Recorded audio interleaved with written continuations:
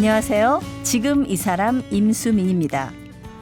1979년 12.12 군사반란을 배경으로 한 영화 서울의 봄이 1,000만 관객을 뛰어넘으면서 당시 쿠데타 세력에 맞섰던 군인들에 대한 관심이 높아졌습니다. 이 가운데 반란군과 총격전을 벌이며 특전사령관 공수역 장군을 지켰던 비서실장 오진호 소령의 죽음은 인상 깊었습니다. 영화 속 비운의 사령관인 공수역 장군과 오진호 소령의 실제 인물은 정병주 사령관과 김호랑 중령인데요. 특전사 예비역대위 김준철 씨는 김호랑 중령 추모회를 이끌어오면서 두 사람의 안타까운 이야기를 책에 담았습니다. 12.12 쿠데타 이후 정병주, 김호랑에게는 어떤 일이 벌어졌을까요? 우리가 기억해야 할 것은 무엇일까요? 대한군인기념사업회 김준철 회장을 만나봅니다.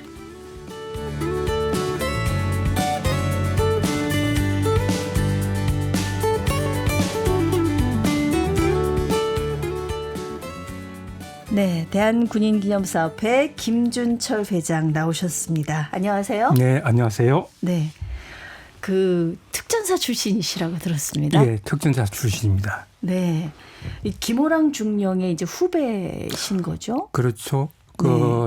김중령하고는 출신은 김중령은 육사 25기, 그다음에 저는 ROTC 28기, 임간으로 보면 한 22년 차이가 나는 특전사 선후배 관계입니다. 그렇군요. 지금 김호랑 중령 추모회를 이끌어오고 계신데 사실은 뭐 특전사 선후배라고는 하지만 20여 년 차이니까 같이 근무하신 적은 없으실 것 같고요.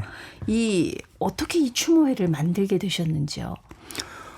이 추모회를 사실은 제가 만들기 전에 제가 시작한 거는 20년 전인데 20년 전 어느 날 인터넷에 광주에 계신 분들, 시민단체 활동하시는 분 몇 분들이 김호랑 추모회를 만들어 가지고 서울에 현충원도 오고 경남 김해도 들리고 하면서 뭔가를 하려고 이렇게 시작을 해서 하셨는데 그분들이 시작하다 보니까 관계기관하고 그러니까 보훈처라든지 국방부는 서울에 있다 보니까 광주에 있는 게 이제 시간하고 거리상으로 한계가 있다 이거죠. 그래서 그런 어려움을 호소하니까 제가 그때 5만 원 정도 후원금을 거기 냈던 모양이에요. 네네. 그분들이 더 이상 하기가 쉽지 않다라는 이야기를 듣고 그럼 제가 하겠다라고 했고 그 이후에 광주에 계신 분들이 계속 저를 지원해 주는 부분은 지금까지 현재까지도 후원해 주시고 그렇습니다. 그렇군요.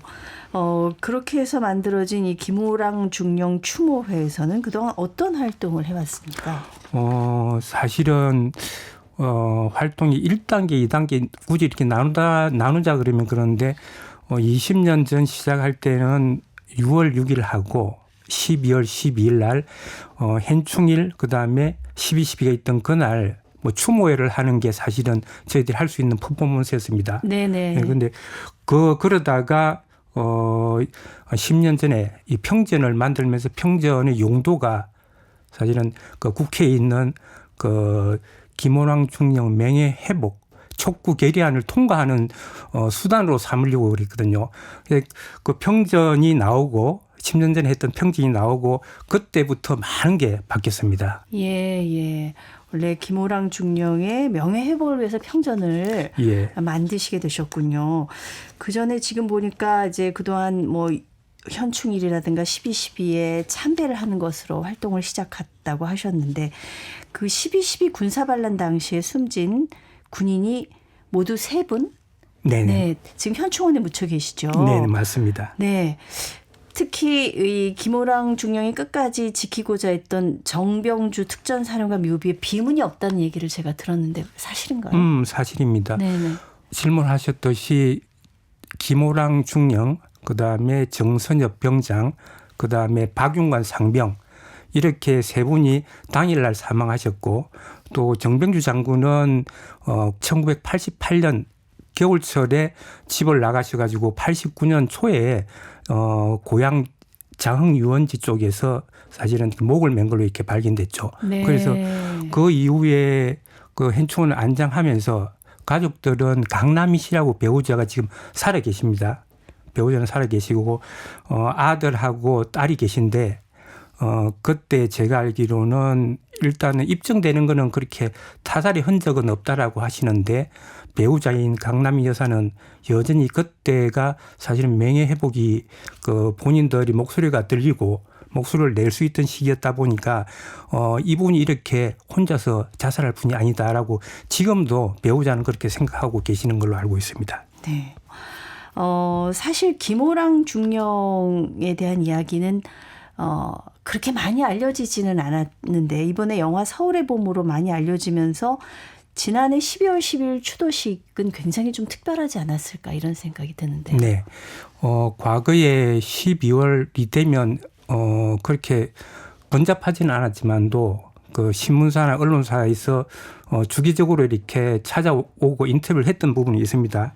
그리고 과거에 전두환 노태우 2년 전에 그 당사자들이 사망했을 때도 약간 조명은 받았고, 그런데 올해는 유독 경남 김해 김중령의 흉상 앞에서는 그 현직 국회의원, 그 기관장 해가지고 많은 분들이 모였습니다.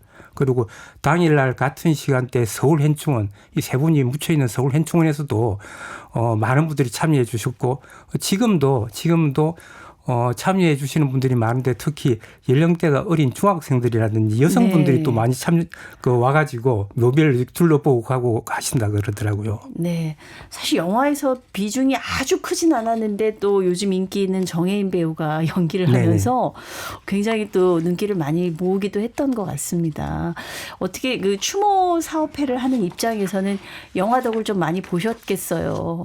아, 그럼요. 네. 이번에 개인적으로 영화 때문에 바쁜 것도 많았고, 그 다음에 조명할 수 있는 것도 많고, 또 과거에 요구했던 부분도 있는데 그런 게 이번 영화 때문에 목소리가 힘이 실리는 그런 계기도 됐습니다. 네. 지금까지는 이제 육군사관학교나 특전사령부에서 김호랑 중령 추도식에 참석한 적이 없다고 하던데. 네네. 예. 예. 좀 맞습니다. 특전사하고 그다음에 육군사관학교에 과거에는 공문을 통해 가지고 참석 요청을 정중하게 요구를 했죠. 그분들은 참석을 하지 않았고, 그런데 사실은 그 추도식 자체가 의미가 있는 게 아니었거든요. 네. 김중령의 나중에 저희들이 요구하는 동상이라든지 추도식 같은 경우는 그거는 어떤 절차적으로 있는 현상이지, 저희들이 요구하는 거는 그것을 기억해 달라. 그리고 특히 군 정신교육 기본 교재에 그 김호랑의 군인 정신이 포함되기를 원한다라는 게 그게 사실 과거부터 저희들이 요구하던 최종 목표 중에 하나였습니다. 네네. 아까 잠깐 언급을 하셨습니다마는 김호랑 중령의 명예 회복을 위해서 사실 이 평전을 쓰셨다고 하셨어요. 김호랑 중령 서거 30주기였던 2009년에 처음으로 12.12 군사반란과 어리석은 군인 김호랑을 출간을 하셨고, 이제 올해 새로 15년 만에 역사의 하늘에 뜬 별 김호랑으로 재출간이 됐는데 15년 전 책을 쓰실 때 네, 어떤 마음으로 쓰기 시작하셨는지요? 그 당시 앞에도 이야기를 했는데 저희들이 이제 크게 두 개 어떤 주기로 이렇게 나눌 수 있다는데, 그전에는 그 6월 6일하고 12월 12일 날 추도식 하는 퍼포먼스. 그런데 그러다 보니까 저희들이 요구하는 게 김호랑 중령 명예 회복을 위해서는 추모비하고 무공훈장을 추수해 달라. 그래서 17대, 18대, 19대 국회에 명예 회복 촉구 결의안을 이렇게 저희들이 제출했습니다. 네. 근데 그게 사실은 저희들이 그런 퍼포먼스 가지고 해결될 수가 있는 게 아니라는 게 저희들이 직면을 했는데, 그 무기로 김호랑 평전을 쓰면 이게 상당한 무기가 될 것 같다라고 해가지고 그때 준비를 했고, 그게 김호랑 시즌 1에서는 어쩌면 시즌 1이라고 이야기를 구분한다 그러면 그 평전이 10년 전에 있었던 평전이 국회에서 그 결의안을 통과해가지고 많은 걸 바꾸게 됐습니다. 네네. 예. 지금 시즌 2는 또 다른 걸 저희들이 요구하고 있고. 예. 첫 번째 평전을 내셨을 때 이제 제목이 어리석은 군인 김호랑이라고 하셨어요. 네. 어리석다는 표현을 왜 쓰셨는지요? 글쎄요. 그게 아마도 김호랑 중령의 이렇게 어리석은 김호랑이라고 한다 그러면 그 당시 본인이 있어야 될 자리, 본인이 역할임에도 불구하고 어쩌면 다른 분들이 그렇게 다수가 그걸 하지 않으니까 그게 어리석다라고 이야기를 표현을 했는데 이번 영화를 보고 나오는 그 가족 단위 영화를 많이 보는데 그분들 중에 그런 말을 하시더라고요. 아버지가 아들에게 너는 어떻게 할 거냐. 네. 아들하고 아버지가 같이 쉽게는 그렇게 이야기를 하더랍니다. 대세를 따라가는 게 맞더라고. 그래서 본인의 자리에서 본인이 역할을 하는 게 어리석다. 참으로 이렇게 네. 저희들이 귀하게 받아야 될 그런 그 행동이 아닐까. 그런 의도였습니다. 이미 판세는 기울었고 그렇죠. 예, 결과는 나와 있는 건데. 네. 예. 그런 선택을 하기가 사실은 군인으로서 너무나 당연한 거지만 맞습니다. 아무나 할 수 없는 쉽지 않은 선택인 거죠. 네네. 그렇죠. 예. 김호랑 중령의 평전을 쓰기 위해서 많은 자료를 모으시고 또 인터뷰도 많이 하고 그랬을 텐데 혹시 그 과정에서 새롭게 알게 된 것들도 많이 있으실 것 같아요. 그 당시 제가 발로 뛸 때는 전부 다 생소했습니다. 시작 전에 제가 알고 있었던 것은 기존의 인터넷상에 나와 있던 거, 그다음에 시작과 동시에 제가 대검찰청에 12.12, 5.17, 5.18 군사 반란이라고 하는 재판 기록 일체를 제가 정보공개에 신청을 했는데 거의 한 1년 정도 끌면서 저한테 허가가 났습니다.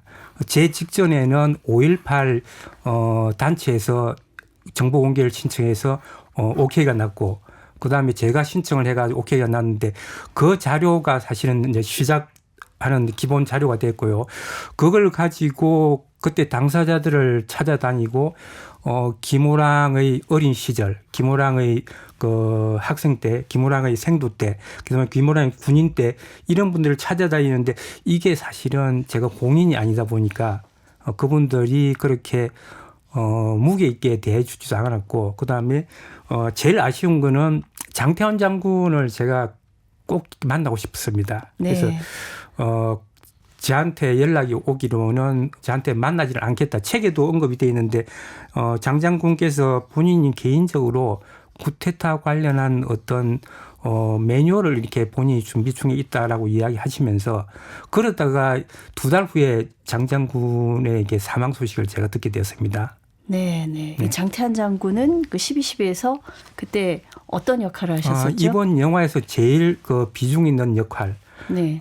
그러니까 그 수도 경비 사령관 역할이죠. 그렇죠. 예. 네. 그래서 사실 그때 제가 영화에서 정우성 씨로 맞아요. 나오셨던 예. 네. 그렇게 해야 좀 이해가 되실 맞습니다. 것 같아요. 네. 제가 이제 그분을 만나고자 했던 거는 이번에서 제일 팩트하고 다른 영화기 때문에 팩트하고 다른 부분이 발생할 수밖에 없는데 그 이전에 어떤 내용적인 부분을 제가 이제 저로서는 팩트가 중요했기 때문에 당시에 책으로 기록을 해야 되니까 그래서 당시에 어떤 기록적인 부분을 지금 그 이야기가 조금 복잡하고 정리 안 된 부분이 있는데 그때의 수경사의 어떤 작전 상황을 제가 알고 싶어 했던 부분이 있습니다. 네. 그 부분을 장 장군한테 듣고 싶은데 그 부분은 영원히 듣지를 못하게 되게 됐죠. 네. 평전을 쓰셨으니까요. 김호랑 중령, 인간 김호랑에 대해서 좀 궁금해하시는 분들이 많으실 것 같아요. 조금 소개를 해 주시죠. 네. 김호랑 하면 저는 그냥 그 평범한 군인이다라고 이야기를 하고 싶고요. 네. 대단한 군인이라고 이야기를 포장을 하는 거는 어쩌면 그분한테 어울리지 않을 수도 있다 이거죠. 그래서 네. 그분은 44년도에 태어나가지고 36년 동안 살면서 79년도에 돌아가셨으니까 44년도면 저희들 이제 광복 바로 1년 전입니다. 네. 광복 있었고 그다음에 한국 전쟁이 있었고 그다음에 산업화가 있었고 민주화가 있었고 그다음에 79년을 살다가 현대사의 어떤 굴곡진 부분을 치열하게 살다가 간 한 군인으로 이렇게 이해를 네. 해 주시면 될 것 같아요. 예. 학창 시절은 어땠습니까? 그분이 키는 아마 네. 제가 보기에는 70이 안 됐던 걸로 기억하고 있고 네. 그렇게 기록이 되어 있더라고요. 다부진 체격이셨나 봐요. 우락부락한 체구는 아니었고 체구는 작은데 다부진 체구. 그리고 이거는 그냥 전하는 말에 의하면 고등학교 친구분이 육사 가지고 재수를 하는 동안에 그 어떤 시내에서 약간 힘께나 쓰는 그 사람들하고 부딪혔대요. 네. 이때 어지간하면 피해갈 수도 있는데 근데 김우랑 그 학생은 재수생은 그걸 피해가지를 않더랍니다. 네. 네, 그래서 그때 신랑이가 있고 그랬는데 그쪽은 숫자도 많고 여기는 재수하던 김호랑하고 친구 2명인데 저쪽은 5명이라고 그러더라고요. 근데 그거를 아마 물러서지 않는 게 아마 상당히 고집이 셌던 것 같아요. 유불리를 따지지 예. 않는 분이셨군요. 네, 그거를 하나 그 고등학교 친구분은 제일 기억하는 게 그거더라고요. 가정 환경은 어떠셨어요? 가정 환경은 김중령의 위에 형은 9살 차이입니다. 바로 위에 형은 위에 형이 둘 있고 누나가 둘 있고 어쩌면 큰형하고 김호랑 중령하고 차이는 10살이 훨씬 더 이렇게 있다 이거죠. 이쁨 받는 막내였겠어요. 예. 그래서 누나들한테는 상당히 이렇게 나이 차이가 있으니까 누나들이 엄마 역할을 했다라고 이렇게 이야기하더라고요. 네, 네. 그 당시에 육군사관학교는 지금도 그렇습니다만 상당히 공부 잘해야 갈 수 있는 데잖아요. 네, 맞습니다. 그 김해 농고에서 처음으로 갔답니다. 아, 그렇군요. 예. 그 육사 입학해서는 어떻습니까? 두각을 나타낸 학생이었습니까? 아니요, 그렇지는 않은 것 같아요. 네. 이걸 사실대로 이야기를 드려야 될 것 같은데 당시에 씨름하고 유도 같은 경우를 생도 때도 했고 그 다음에 황진하라고 하는 저 국회의원 몇선한 분이 있습니다. 12.12 당시에 전두환 씨 수행 부활을 했던 분인데 이분 말에 의하면 김호랑 그 동기는 공부는 잘하는 편이었는데 아주 앞선 동기는 아니었다라고 이렇게 기억을 하고 있더라고요. 네, 네, 그렇군요. 어쨌든 육사에 입학해서 이제 군인으로서의 삶을 사셨다고요. 영화 서울의 봄을 보면 이제 이 김호랑 중령이 실제로 어떤 군인이었는지 대충 이제 그림은 그려집니다만 베트남전에도 또 참전을 하셨다고 들었어요. 네네. 베트남전에 참전한 거는 시기적으로 보니까 베트남이 그렇게 위험하다라고 인식이 좀 덜한 시기에 참전을 하셨더라고요. 네. 예. 그래서 그 시기의 기록도 제가 그 당시 무전병하고 소대에 같이 있던 그런 병사들하고 이렇게 편지를 주고받고 사진을 주고받고 도움을 많이 받았는데 그 당시도 상당히 이국의 전쟁터지만도 상당히 인간적인 소대장으로 기억을 하고 있더라고요. 그 12.12 군사 반란 당시 김호랑 중령에게도 이 막 회유하는 그런 연락이 왔었다면서요. 예. 그 당시 김중령뿐만 아니고 특히 수도권에서 반란군에 대항할 수 있는 세력은 특전사와 수경사였는데 수경사도 마찬가지라고 하더라고요. 수경사에 요직에 있던 분들을 만나봤을 때도 외부에서 그런 압력이 많이 들어왔었고 특전사에서도 많이 들어와가지고 특전사에 있던 면면이 있던 분들의 진술에 의하면 그분들은 벌써 해유되어가지고 저쪽 편을 먹는 그런 상황이더라고요. 넘어간 상황인 예, 거죠. 맞습니다. 예. 그런데도 그 영화에서 보면은 끝까지 굉장히 사령관을 모시고 저항이 극렬했어요. 체포조도 부상자가 굉장히 많이 나왔다고요. 체포조가 3공수 48명이 사령부로 와가지고 둘러싸고 그중에 10명이 사령관실로 진입을 했습니다. 네. 진입을 했는데 정병주 장군 근처에서는 한 발이 발사가 되고 예.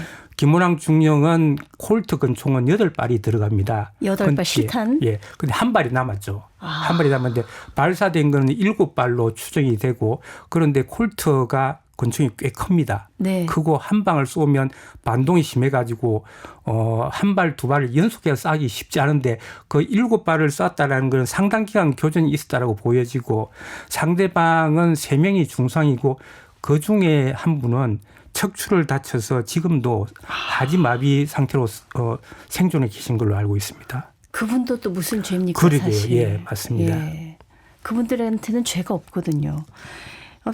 정말 비극적인 것은 김호랑 소령이 정말 친한 선후배 사이로 지냈던 그 박종규 중령의 총에 맞았다는 건데요. 예.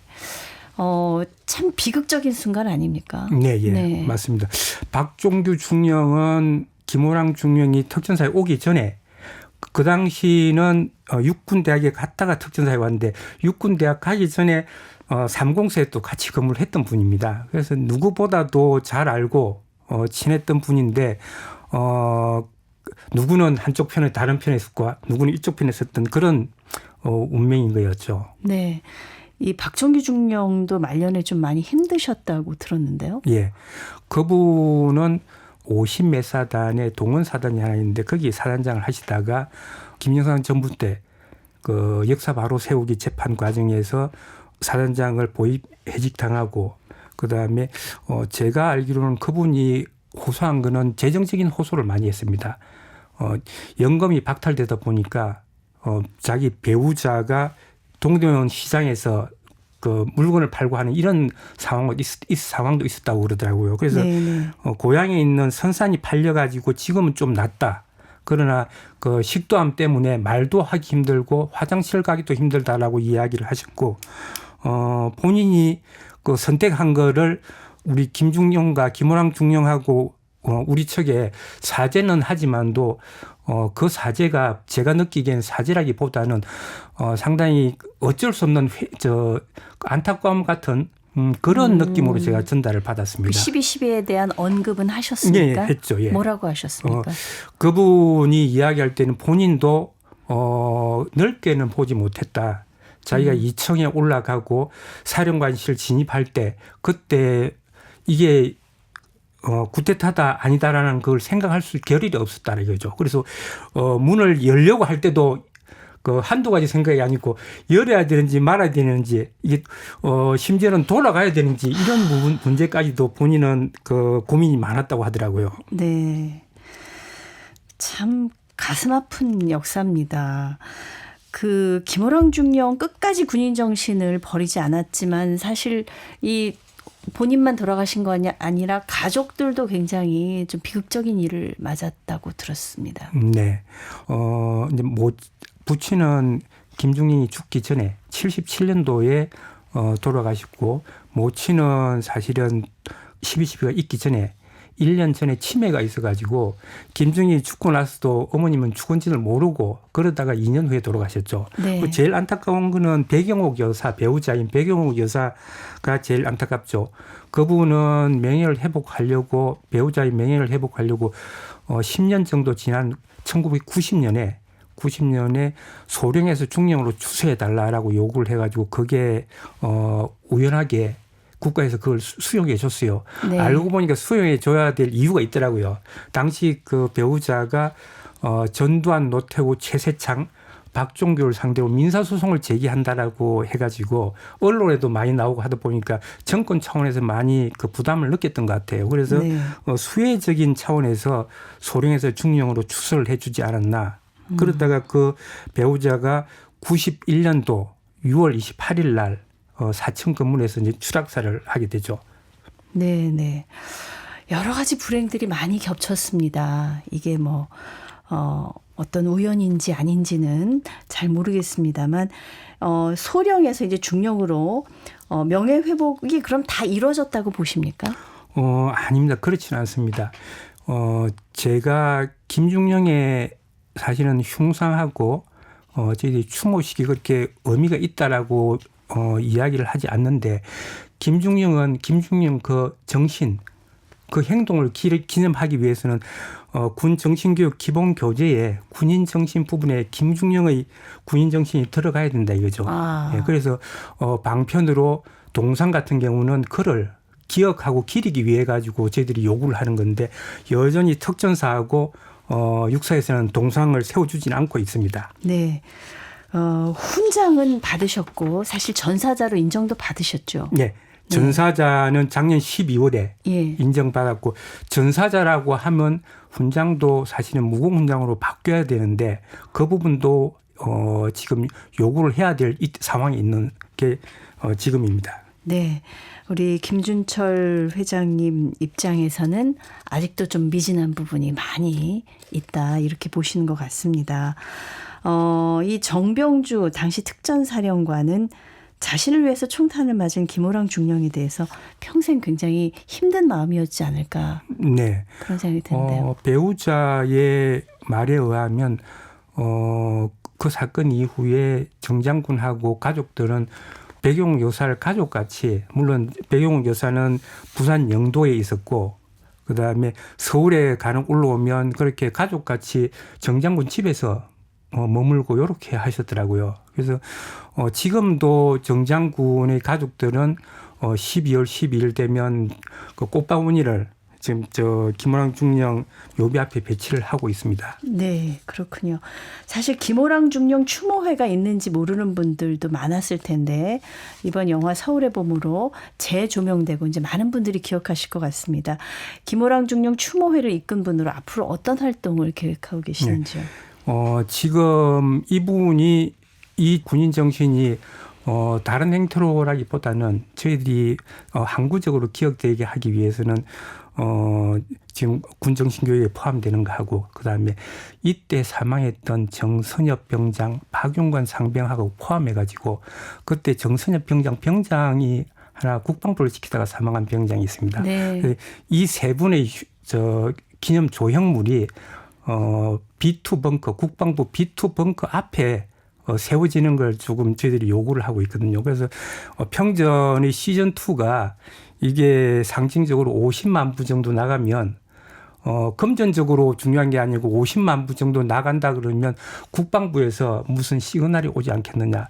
돈으로 가지고 조형물을 세우겠다 그러면 사실 저도 그 집에 금송아지가 몇 개 있어요. 그래서 조형물을 세우는 거는 누구 하나 돈으로 가지고 해결되기보다는 네. 많은 분들의 관심이 국방부를 움직일 수 있지 않냐. 그래서 평전이 꽤 많이 팔리는 거. 그 영화가 1,700만이 돌파하고 네. 네, 그 평전이 50만 부가 팔리는 그런 걸 제가 사실은 꿈을 꿔봅니다. 네, 네. 뭐 김호랑 중령뿐만 아니라 정말 억울한 죽음을 당한 우리 평범한 참 군인들, 네. 새 군인들의 좀 재조명되는 그런 계기가 되기를 바랍니다. 오늘 말씀 감사합니다. 네, 감사합니다.